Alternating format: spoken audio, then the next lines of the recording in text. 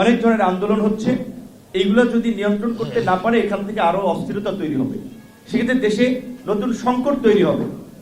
এবং আমার একটা কথা আপনারা এখানে বলতে পারেন যে ভাই আপনি পজিশন চেঞ্জ করতেছেন, আমার কথা পরিষ্কার, শুরুর দিকে আমরা সংস্কারের প্রশ্নে আপোষহীন ছিলাম, আনকন্ডিশনাল সময়ের প্রশ্নে আমরা একমত ছিলাম, কিন্তু গত 5 মাসের আমাদের অভিজ্ঞতা আমরা দেখেছি সরকার কার্যত রাষ্ট্র চালাতে পারছে না, নানা ধরনের বাধার সম্মুখীন হচ্ছে, তাদের অভিজ্ঞতা না থাকার ফলে আরো জটিলতা তৈরি হচ্ছে, সহজ কিছু বিষয় সহজে সমাধান করতে পারতো সেগুলো আরো কমপ্লেক্স করে ফেলছে।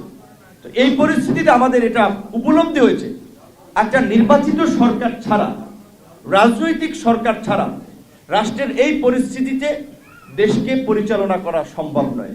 তার জন্য আমরা মনে করি এখন যত দ্রুত সময়ের মধ্যে কাঙ্ক্ষিত সংস্কার যতটুকু করা যায় সেটা শেষ করে একটা নির্বাচনের দিকে যাওয়া যাবে, ততই দেশ এবং দেশের জনগণের মঙ্গল হবে।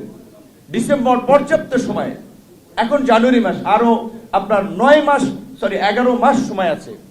কাজে আমি মনে করি এই বছরের যেটা আমাদের প্রধান উপদেষ্টা মহোদয় বলেছিলেন, ডিসেম্বর সম্ভব নির্বাচন, এবং সংস্কার কতটুকু করবেন, সেই সংস্কারের বৈধতা কারা দেবে? রাজনৈতিক দল, নির্বাচিত পার্লামেন্ট।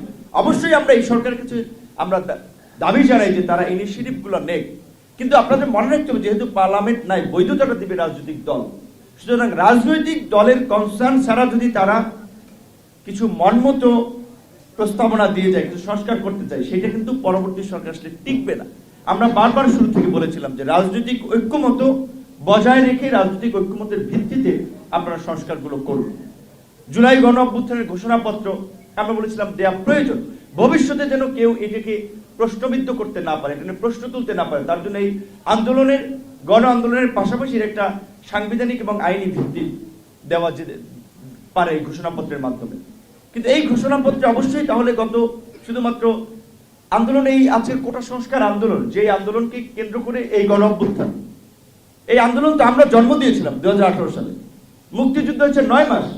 এই আন্দোলন করেছিলাম আমরা 17 ফেব্রুয়ারি থেকে 4 অক্টোবর প্রজ্ঞাপন পর্যন্ত, 8.5 মাসের বেশি সময় ধরে আন্দোলন করেছিলাম।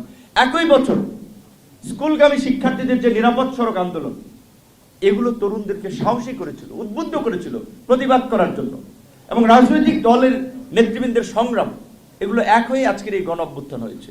সুতরাং এইখানে যদি আমরা শুধুমাত্র এই সাম্প্রতিক মুভমেন্টকেই গ্লোরিফাই করি, বাকি 16 বছরের যারা আত্মত্যাগ করেছে, সংগ্রাম করেছে, তাদের কথা স্মরণ না করি, এটা অন্যায় হবে। এই জুলাই গণ অভ্যুত্থানে যেমন আহত এবং নিহতদেরকে সহযোগিতা করা হচ্ছে রাষ্ট্রীয়ভাবে, আমি মনে করি শুধু জুলাই গণ অভ্যুত্থান না, গত 16 বছরের ফ্যাসিবাদের আমলে যারা নিষ্পেষিত, নির্যাতিত হয়েছে, অঙ্গ হারিয়েছে, প্রাণ হারিয়েছে, যে সমস্ত পরিবার ক্ষতিগ্রস্ত হয়েছে, এই সরকারের উচিত যে তাদের তালিকা তৈরি করে তাদেরকে সহযোগিতা করে এবং রাষ্ট্রীয় পর্যায় থেকে সম্মাননা জানানো।